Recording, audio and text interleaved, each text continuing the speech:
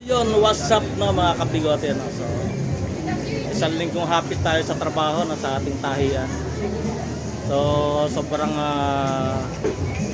walang hinto ang trabaho natin no. So, siyempre kailangan natin i-treat ang ating mga tauhan para lalo silang sipagin sa ating tahiyan no. So, sila yan no, yan yung mga kasama natin sa hanap buhay. Sila yung ating mga mananahi, artist, printing, sa tabas, sa tahe, yan, sila yan. So, siyempre, the effort of King Harold Sportswear yan. Kailangan nabigyan natin ng mga ganitong pagkakataon natin mga tao para sipagin lalo sa kanilang pananahin, no? Alright, yun. So, andyan sila, no? Iikot mo na camera, no? Yan. Oo. Meron dyan.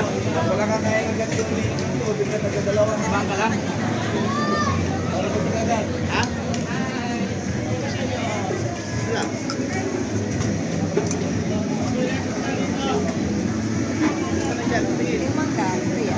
Oh. Dami ng King Harold family, oh. Biro mo yan. Sa lahat ng tahiyan, ang pupogi ng mga trabahador ng King Harold.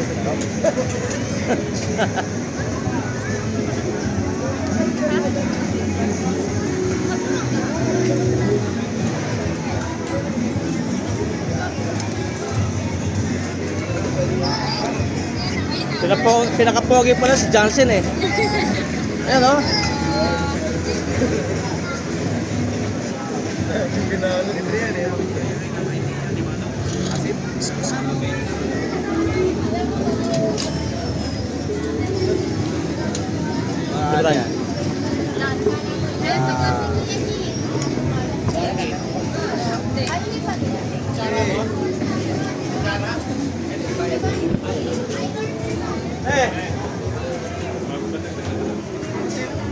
Di okay lang video to? Alright, alright.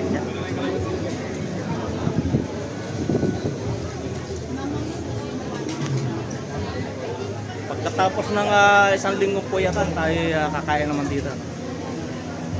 Ilabas natin, i-treat natin ang ating mga tao para lalo sipagin. Alright, yan.